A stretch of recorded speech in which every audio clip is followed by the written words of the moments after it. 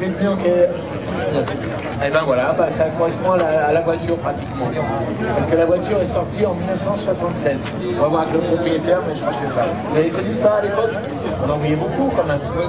Bon, c'est un peu dénigré. Bonjour, tiens le micro. Oui, bonjour. Bon, on parlait de la Renault 14, elle a été bien présentée en 76. Hein. Oui, la première, oui, 76, ouais. Voilà. Alors, on pose des questions des fois au public. On va poser une question au public. Cette Renault avait une particularité quand elle est sortie en 76. C'était dû à une coopération avec un autre constructeur. C'était quoi cette coopération avec un autre constructeur? Le moteur. Le moteur? Vous avez entendu derrière moi? Non? Non? Alors c'était quoi cette particularité, madame? Non? Il y en a un qui a dit, mais il y a quelqu'un qui sait apparemment. Venez, monsieur Alfa Romeo, venez avec moi. On va lui demander. Alors? C'était une coopération technique avec Peugeot et en fait la partie motorisation était identique aussi Peugeot, Renault et par la suite. Bien. Et ce moteur c'était quoi? C'était l'ancêtre du TU, c'était un 1124 et puis il y avait aussi un 966. C'était le moteur de la 104. Oui, c'est ça. C'est ça. Pour faire simple pour que les gens comprennent. Ça calme. Hein, ça calme. Il rien répond, monsieur. Bien. J'aime bien quand les gens répondent. Voilà. Bon, je vais voir un peu plus. Mais c'est déjà bien. On rend micro. Donc c'est vrai, quand cette voiture est sortie, elle avait un moteur Peugeot. Oui. Hein, on peut le voir d'ailleurs. Le capot est déjà ouvert. Si tu veux ouvrir ton capot. Hop. Donc on va voir ce moteur qui n'est pas donc un Renault, mais qui est un moteur Peugeot. Alors, il y a la roue de secours dessus, mais bon, c'est bien le moteur, le fameux 104, ce TU, c'est ça hein? Là, je crois que c'était avant le TU, mais bon, c'est ça. TU. Et ce moteur avait une particularité, quand on le regarde, ben, on le voit bien si, grâce à la roue de secours. Pourquoi on peut mettre une roue de secours sur un moteur? C'est plutôt rare. Pourquoi? On va demander aux gens. Il est incliné. On dit que c'est un moteur couché. Il est couché. C'est un moteur feignant, parce qu'il est couché. Donc il est feignant. Non, c'était juste une blague qu'on faisait à l'époque sur les moteurs couchés. Donc le moteur, au lieu d'être vertical, transversal, parce que c'est un moteur transversal quand même, il est incliné complètement. C'est-à-dire que la culasse, elle est vers l'habitacle, pour que les gens comprennent bien. Voilà. Et donc, quand on veut changer un jeu de culasse, waouh, ça n'avait plus la galère. J'ai eu les 104, c'est vrai que c'était compliqué. Mais ça permettait justement de loger une roue de secours et de gagner de la place, où ça, dans le coffre. Oui, voilà. C'était assez intelligent quand même. Voilà, sur le principe. Donc, on m'a dit que la Renault 14 était sortie en 76.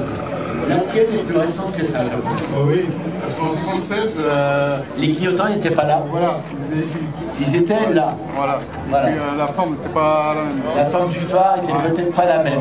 Ça, c'est une, on va dire, une série 2, sortie en C'est de octobre 80. 80. D'accord, elle est très belle. Hein. Franchement, très belle. Et comme ses petites sœurs avant elle, la R5, elle avait aussi des pare-chocs en quoi? Plastique. En carton? Plastique. C'est pas du plastique, c'est une sorte de plastique. Voilà, à l'avant comme à l'arrière. Et ceux-ci sont teintés noirs. Des fois c'était gris suivant les finitions. Voilà. Je rappelle hein, que Renault a été le premier à faire des pare-chocs en plastique sur les Renault 17, Renault 15, Renault 5. Donc la Renault 14 a suivi. Bizarrement, sur la Renault 18 qui était sortie entre les deux, en faisant pare-choc en métal. Bon, ils sont revenus après pare-choc. Voilà. Alors, vous connaissez toute l'histoire de la Renault 14? Non? Bah voilà, la poire. La poire. Et c'était un peu dommage parce que cette campagne de publicité a été très mal faite à l'époque. Parce que la voiture était vraiment, au niveau de l'habitacle, très large. Elle est plus grande de l'intérieur que ce qu'on peut croire de l'extérieur. Je ne sais pas si je me fais bien comprendre. C'est ça, hein? Elle avait une agilité qui est assez grande. Oui, oui. Alors c'est pour ça qu'on m'avait donné cette forme de poire, parce que c'était une voiture assez large. Mais bon, les gens l'ont mal compris et ça a tué la carrière de cette voiture. Effectivement, c'est le poussoir au-dessus de la poignée. D'habitude, c'est le contraire. C'est typiquement Renault. Je crois que les premières Renault 20 étaient comme ça également. Je me permets d'ouvrir. Donc les séries 2, aussi un nouveau tableau de bord. Belle finition. C'est quelle finition d'ailleurs? Finition TS. Ah, donc ça, on l'a. Ah si, c'est marqué là. Donc c'est le haut de gamme à l'époque, c'est pas mieux. Hein. La TS à l'époque, c'est le haut de gamme de ce modèle. On va ouvrir à l'arrière. Et pour une fois, je vais monter à l'arrière si tu me permets, pour vous faire voir que l'habitabilité de cette voiture est quand même pas mal. Regardez. Je suis d'une taille, on va dire, correcte. Je fais 1m74. Alors regardez, je suis bien. Et encore le siège est reculé, hein. L'autre est moins reculé. On va ouvrir, regardez. Très belle finition pour cette voiture. Et regardez, j'ai beaucoup de place à l'arrière. Alors ça reste une voiture de catégorie très moyenne. Hein, tu peux venir avec moi à l'arrière. Viens avec moi à l'arrière. Pour une fois, on va s'asseoir à l'arrière, ça va changer un petit peu. Hein? Déjà, tu vas monter à l'arrière de ta voiture? Non. C'est la première fois qu'il monte à l'arrière de sa voiture. Il y a un début à tout. On a des sièges qui remontent assez haut, avec des accoudoirs, enfin des maintiens pour les reins. Oui, voilà. Voilà, qui est assez bien pensé, des appuis-têtes. On a même, regardez, c'est quoi ça? On va demander au public. Qu'est-ce que c'est que ces petites capsules? Tiens, madame, venez. C'est quoi ces petites capsules là? C'est pas pour avaler, attention. Non, non, non. Alors, eh ben, c'est une fermeture automatique de la voiture. À l'époque, en 79, c'est ça? 80, c'était assez quand même récent.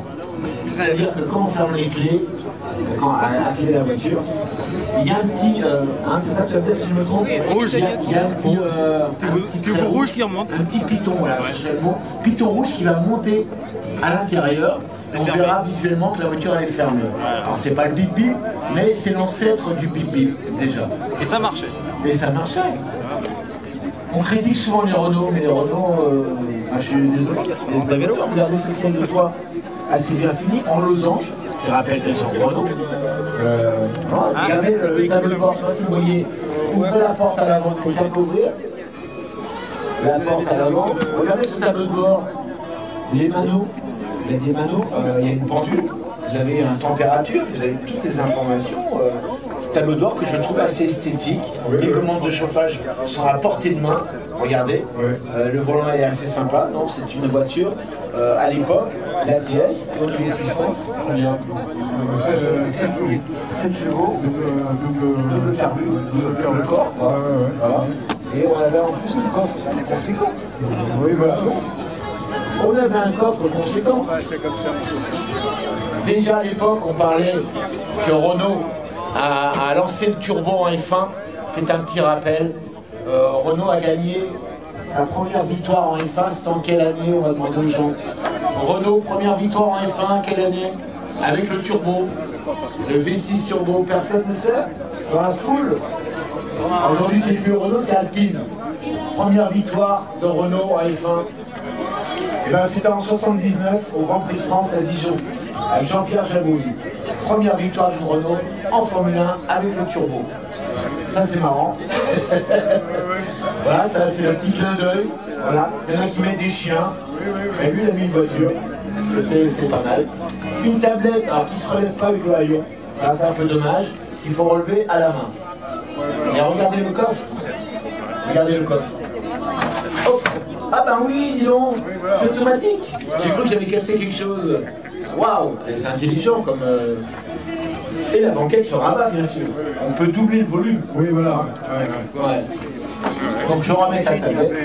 Et on retire comme un tiroir, regardez. On retire la tablette qui se rabat. Ingénieux. Bon après, on a fait des petites sangles, c'était peut-être plus pratique. Mais au standard, il y avait un enrouleur. Ouais, d'accord, il pouvait faire ça. Mais il y avait tout la gêne si vous voulez pas. Alors que là, sans rabat, il n'y a plus de gêne. On peut mettre une petite planche. Mais bon, c'est assez ingénieux quand même pour l'époque. Une voiture bien conçue. Mais alors, encore une fois, la publicité a été mal adaptée à ce modèle. Et c'est bien dommage. Alors on va revenir, que je parle beaucoup, à toi. Alors cette voiture, tu l'as depuis combien de temps? Depuis 1 an. Ah, c'est récent. Oui. Alors tu as... Pourquoi tu as acheté une Renault 14? On ne voit plus maintenant. La dernière fois que vous avez vu une Renault 14, c'était quand? On n'en voit plus de Renault 14. On trouvait déjà dans Renault 14. Oui. Alors bah, parce que c'est ma deuxième Renault 14. Ah monsieur, d'accord. déjà eu TS aussi, Ouais. qui était à vendre dans un garage. On voulait me rentrer pas avec tous les jours. Ah ouais. J'ai une voiture à vendre de France. Je l'ai acheté par tout le C'est fiable. Voilà. Elle est en très bon état, dis donc. Elle est saine, je dirais. Elle n'est pas neuve, mais pas loin. Et la couleur, franchement. Peut-être que les dernières, ils ont corrigé. Moi j'aime bien. Il y en a qui n'aiment pas, hein. Moi j'aime bien. C'est une peinture métallisée, je pense. Oui, voilà, Un verre assez spécial. Moi j'aime bien. Avec les jantes road style, comme on disait à l'époque, road style. Mais vraiment une voiture assez bien finie, qui gagne à être connue, parce qu'aujourd'hui c'est pas une voiture très cotée. Combien ça vaut une Renault 14 comme ça? À peu près. Combien de fourchettes? Dans ce côté-là, autour de 6 000. Autour de 6 000, ça commence à grimper. C'est comme tout, hein. Les voitures seront toujours plus chères que les voitures moyennes. Hein. Mais la Renault 14, dépêchez-vous, il n'y en a plus beaucoup en circulation et peut-être que les prix changeront. Et c'est une voiture populaire, très facile à entretenir. Si vous avez un petit budget, c'est le genre de voiture qui ne passerait pas inaperçu, qui ferait plaisir à certaines personnes, ça rappellera des souvenirs. Oui, Voilà. Attention, elle a sauté. Bon, bah, je te remercie, j'ai beaucoup parlé. Écoute, t'es le bienvenu ici, reviens nous voir régulièrement, cette voiture. Hein. Et vous pouvez l'applaudir, il y a un petit mille, hein. Et vous pouvez l'applaudir, mesdames et messieurs. Il nous a présenté cette Renault 14 qui est dans un état, franchement, regardez, il n'y a pas une rayure, il n'y a pas une bosse. Ah, elle est dans son état d'origine. Combien de kilomètres là?